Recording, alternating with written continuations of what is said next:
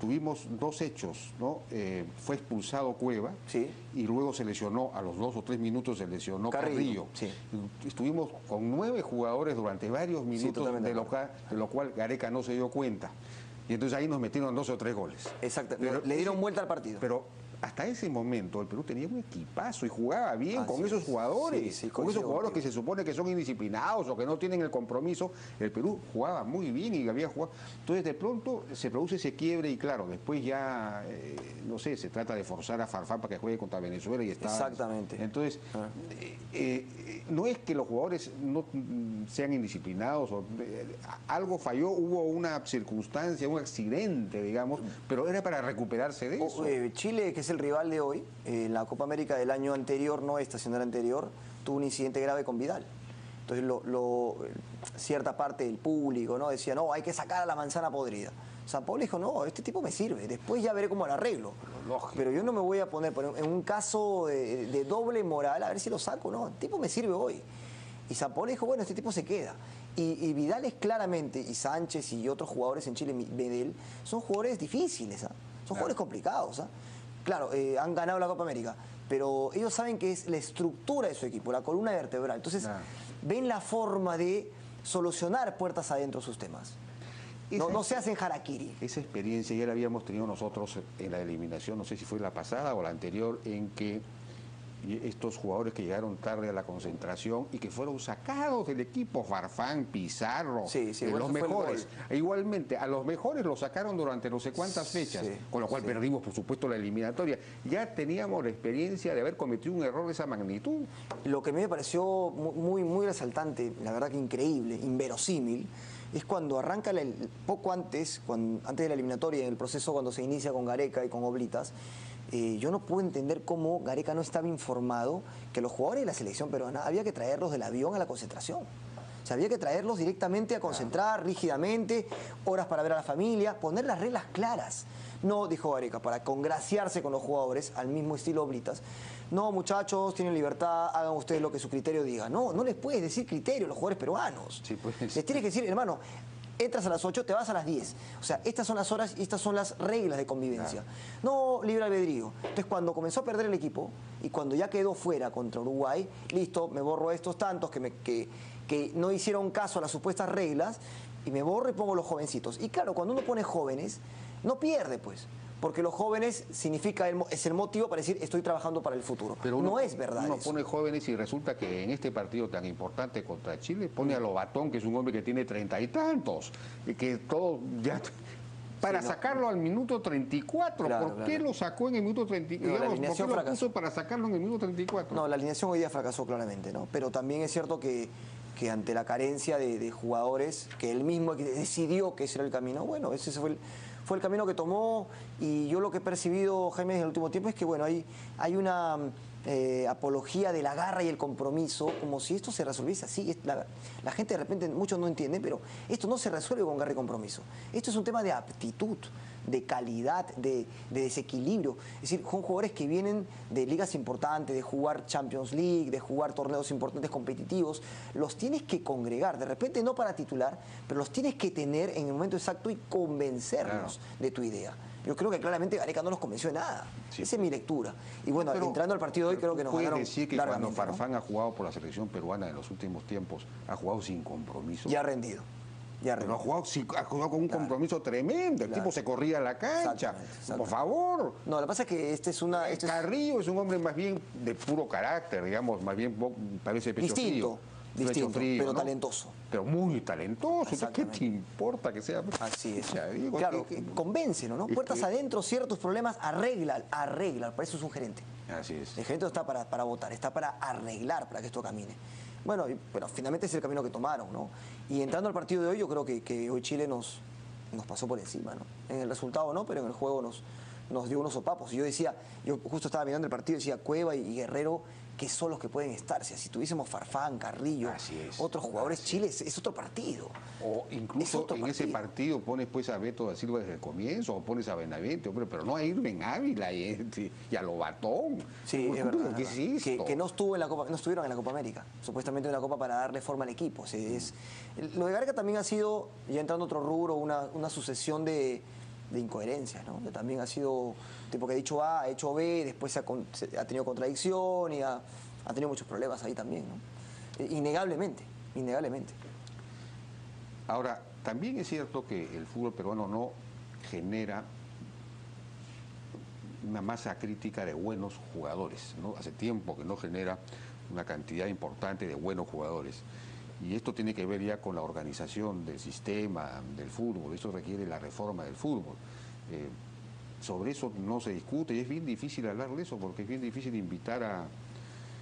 yo quería hablar, por ejemplo, con Pizarro, porque Pizarro vive en Alemania y conoce la organización del fútbol alemán, podría dar una asesoría acerca de cómo, no sé si se puede aplicar lo de Alemania acá, pero digamos, qué cosas son, qué hacen los equipos, cómo las municipalidades distritales, qué papel juegan, cómo se organiza desde la infancia el tema, en fin, no sé. Yo tengo una óptica, yo lo conozco el tema de por dentro incluso.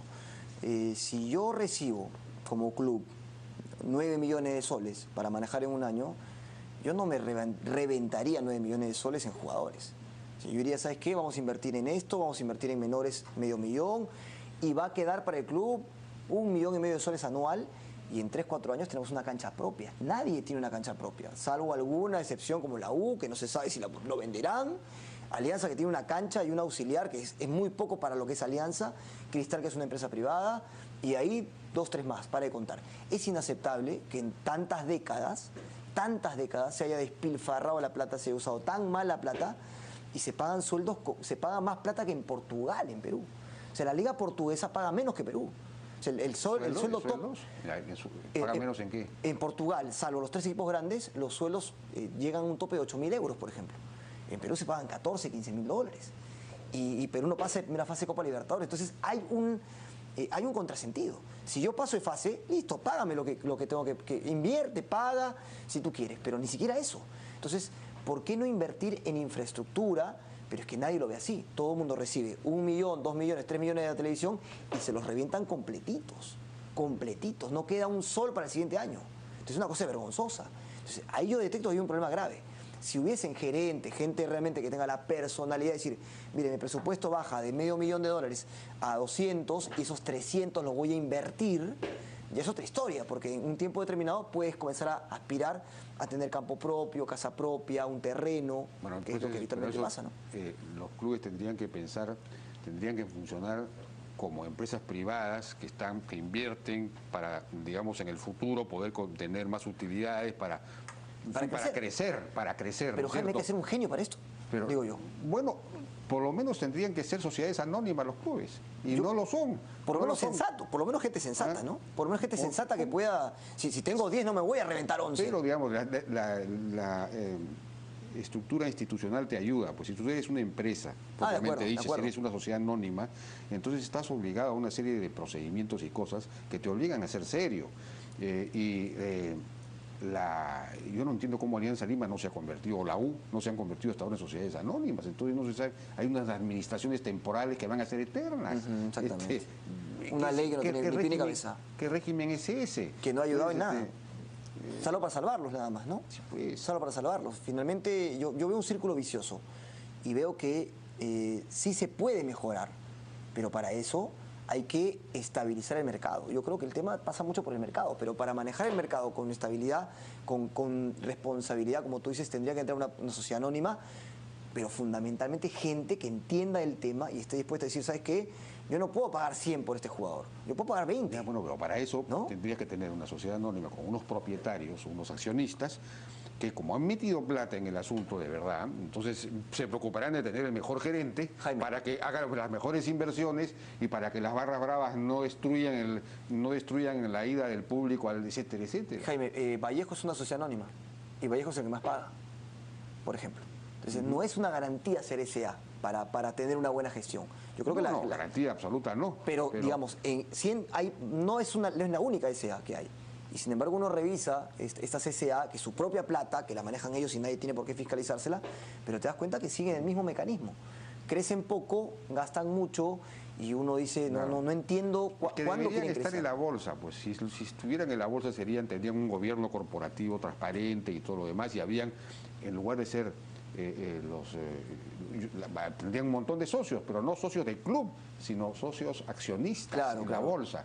Claro, y podrían vender sus propias acciones más adelante, ¿no? Como se hace en Europa, ¿no? Yo ahí, por ejemplo, compraría acciones de Alianza Lima si fuera así, pero ¿crees que voy a hacerme socio de la Alianza Lima? Porque no sé en qué va a caer mi plata. Esa es la noticia de la noche, creo. Si hubiese acciones, compraría Jaime acciones de Alianza Lima. Es una manera de hablar, ¿no? Pero para ilustrar, digamos, el tema. Pero no es un asunto perdido, Jaime. Yo no veo que Perú sea un asunto perdido. Yo creo que sí se puede. Lo que pasa es que ha habido tanto tiempo, estamos tanto tiempo en el círculo vicioso, que no veo 3, 4 líderes que digan, ¿sabes qué? Yo voy a actuar de otra manera. Si los demás no me siguen, bueno, pero yo actúo así. Soy serio, responsable, intento crecer en infraestructura que después de décadas, insisto, los equipos como Alianza, por ejemplo, tienen su cancha principal y su cancha alternativa que está a la espalda de la principal en el arco norte de Matute.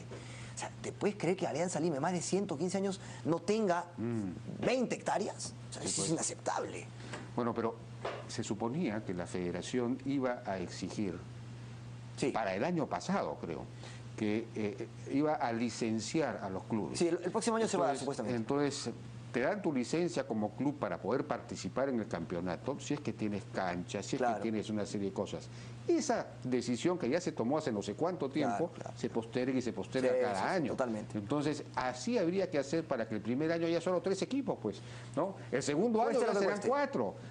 Pero hay que, algún día tiene que imponerse. Es verdad, coincido contigo. ¿No? Sí, hay que ser, en ese aspecto hay que ser mano dura, porque estamos, insisto, en el círculo vicioso y esto no va a mejorar. Yo veo una casta dirigencial que no tiene ideas, no tiene imaginación, que está más preocupada en lo inmediato y no estamos viendo el futuro, y el futuro se tuvo que haber visto hace 30, 40 años, ¿no? Y no lo hemos visto. Y no se puede jugar pues con el espíritu nacional, de alguna manera. Esto es la identidad, digamos, el orgullo nacional es importante, el equipo de fútbol nacional es importantísimo, ¿no? Hoy me apenó que no compitamos. Es posible no llamar a los mejores jugadores, esto es casi traición a la paz. Bueno, no quiero exagerar, pero en fin. Hoy me apenó, Jaime, que no compitamos, eso me apenó, porque se puede perder, en el deporte se puede ganar y perder, hay que aprender a perder, pero hoy no compitimos. Pero compite con lo mejor que tienes, pues. Exactamente. ¿Por qué regalas tú los partidos? ¿Qué es esto? Estoy de acuerdo completamente, yo no lo puedo entender tampoco, pero... Bueno, Eric, muchísimas gracias por tu participación. Jaime, bueno estar acá.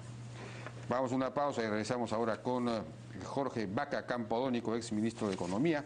Tiene una propuesta, pero muy talentoso. ¿Qué te importa que sea? Así es.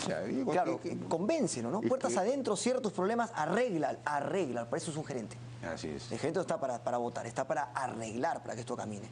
Bueno, pero finalmente es el camino que tomaron, ¿no?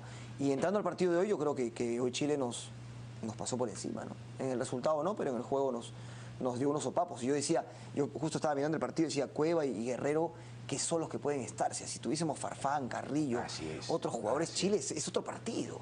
O incluso en ese partido pones pues a Beto da Silva desde el comienzo, o pones a Benavente, pero no a Irving Ávila y a Lobatón. Sí, es verdad.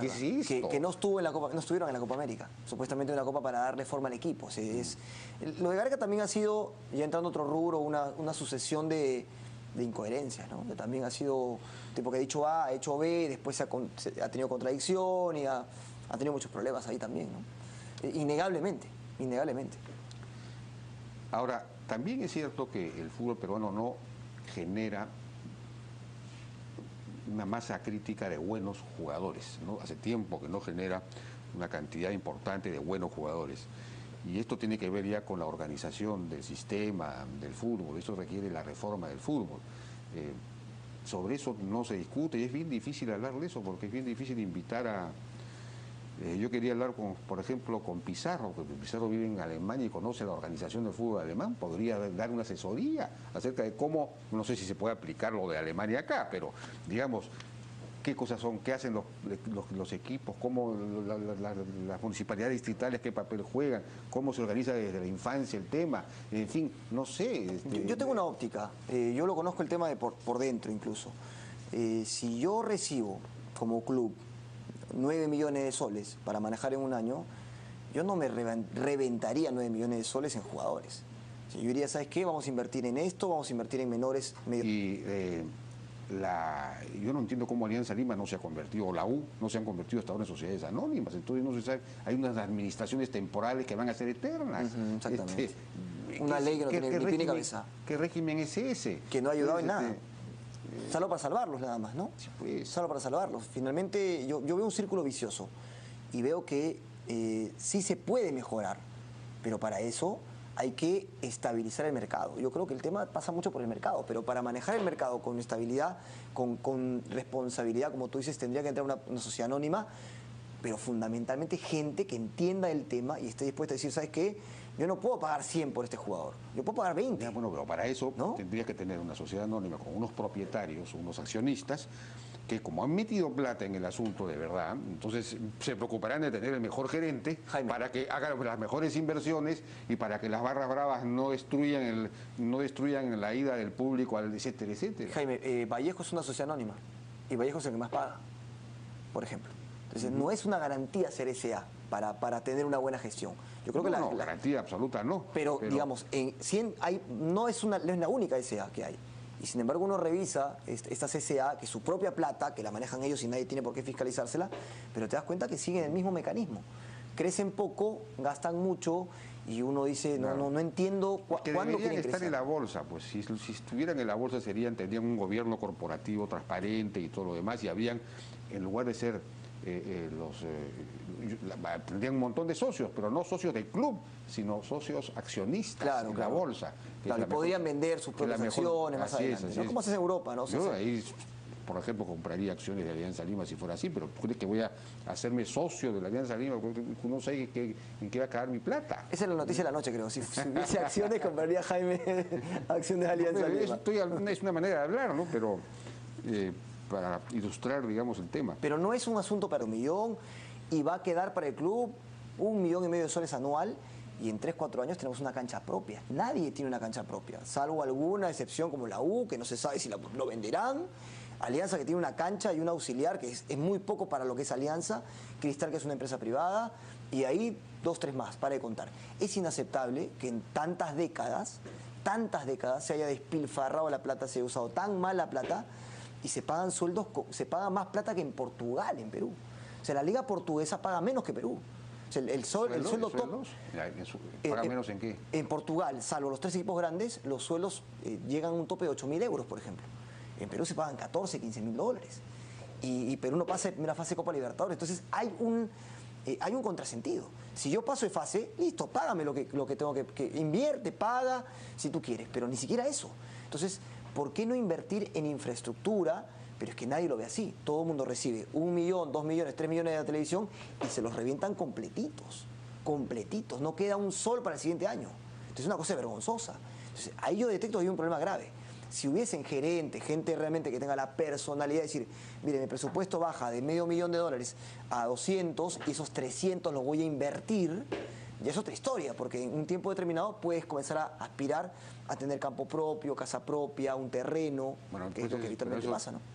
Los clubes tendrían que funcionar como empresas privadas que invierten para, digamos, en el futuro poder tener más utilidades para crecer. Pero Jaime, hay que ser un genio para esto, digo yo. Bueno, por lo menos tendrían que ser sociedades anónimas los clubes, y no lo son. Por lo menos sensato, por lo menos gente sensata, ¿no? Por lo menos gente sensata que pueda, si tengo 10 no me voy a reventar 11. Pero, digamos, la estructura institucional te ayuda, pues si tú eres una empresa, propiamente dicho, si eres una sociedad anónima, entonces estás obligado a una serie de procedimientos y cosas que te obligan a ser serio. Tuvimos 2 hechos, ¿no? Fue expulsado Cueva, sí, y luego se lesionó, a los 2 o 3 minutos se lesionó Carrillo. Sí. Estuvimos con 9 jugadores durante varios minutos, sí, de lo cual Gareca no se dio cuenta. Y entonces ahí nos metieron 2 o 3 goles. Exacto, le dieron vuelta al partido. Pero hasta ese momento el Perú tenía un equipazo y jugaba bien con esos jugadores, con esos jugadores que se supone que son indisciplinados o que no tienen el compromiso. El Perú jugaba muy bien y había jugado. Entonces de pronto se produce ese quiebre y claro, después ya, no sé, se trata de forzar a Farfán para que juegue contra Venezuela y está. Exactamente. Entonces, no es que los jugadores no sean indisciplinados, algo falló, hubo una circunstancia, un accidente, digamos, pero era para recuperarse de eso. Chile, que es el rival de hoy, en la Copa América del año anterior, no esta, sino el anterior, tuvo un incidente grave con Vidal. Entonces cierta parte del público, ¿no?, decía, no, hay que sacar a la manzana podrida. San Paolo dijo, no, este tipo me sirve, después ya veré cómo lo arreglo. Lógico. Pero yo no me voy a poner en un caso de doble moral a ver si lo saco, no, el tipo me sirve hoy. Y San Paolo dijo, bueno, este tipo se queda. Y Vidal es claramente, y Sánchez y otros jugadores en Chile, Medel, son jugadores difíciles, ¿ah? Son jugadores complicados. ¿Ah? Claro, han ganado la Copa América, pero ellos saben que es la estructura de su equipo, la columna vertebral. Entonces, ven la forma de solucionar puertas adentro sus temas. No se hacen harakiri. Esa experiencia ya la habíamos tenido nosotros en la eliminación, no sé si fue la pasada o la anterior, en que estos jugadores que llegaron tarde a la concentración y que fueron sacados del equipo, Farfán, Pizarro, los mejores. Igualmente, a los mejores los sacaron durante no sé cuántas fechas, con lo cual perdimos, por supuesto, la eliminatoria. Ya teníamos la experiencia de haber cometido un error de esa magnitud. Lo que a mí me pareció muy resaltante, la verdad que increíble, inverosímil, es cuando arranca poco antes, antes de la eliminatoria, en el proceso cuando se inicia con Gareca y con Oblitas. Yo no puedo entender cómo Gareca no estaba informado que los jugadores de la selección peruana había que traerlos del avión a la concentración. O sea, había que traerlos directamente a concentrar, rígidamente, horas para ver a la familia, poner las reglas claras. No, dijo Gareca, para congraciarse con los jugadores, al mismo estilo Oblitas. No, muchachos, tienen libertad, hagan ustedes lo que su criterio diga. No les puedes decir criterio a los jugadores peruanos. Sí, pues. Les tienes que decir, hermano, entras a las 8, te vas a las 10. O sea, estas son las horas y estas son las reglas de convivencia. No libre albedrío. Entonces, cuando comenzó a perder el equipo y cuando ya quedó fuera contra Uruguay, listo, me borro estos tantos que no hicieron caso a las supuestas reglas y me borro y pongo los jovencitos. Y claro, cuando uno pone jóvenes, no pierde, pues. Porque los jóvenes es el motivo para decir estoy trabajando para el futuro. Pero no es verdad uno eso. Pone jóvenes y resulta que en este partido tan importante contra Chile pone a Lobatón, que es un hombre que tiene 30 y tantos, y que todo ya... Para sacarlo al minuto 34, ¿por qué lo sacó en el minuto 34? ¿Por qué lo puso para sacarlo en el minuto 34? No, la alineación hoy día fracasó claramente, ¿no? Pero también es cierto que ante la carencia de jugadores, que él mismo decidió que ese era el camino, bueno, ese fue el camino que tomó. Y yo lo que he percibido, Jaime, en el último tiempo es que, bueno, hay una apología de la garra y el compromiso, como si esto se resolviese así. La gente de repente, muchos no entienden, pero esto no se resuelve con garra y compromiso. Esto es un tema de aptitud, de calidad, de desequilibrio. Es decir, son jugadores que vienen de ligas importantes, de jugar Champions League, de jugar torneos importantes competitivos. Los tienes que congregar, de repente no para titular, pero los tienes que tener en el momento exacto y convencerlos de tu idea. Yo creo que claramente Gareca no los convenció de nada. Sí. Esa es mi lectura. Y bueno, entrando al partido de hoy creo que nos ganaron ¿puedes decir que cuando Farfán ha jugado por la selección peruana en los últimos tiempos, ha jugado sin compromiso? Ya ha rendido. Pero ha jugado con un compromiso tremendo. El tipo se corría a la cancha. Por favor. No, lo que pasa es que Carrillo es un hombre más bien de puro carácter, digamos, más bien parece pecho frío. Distinto, pero talentoso.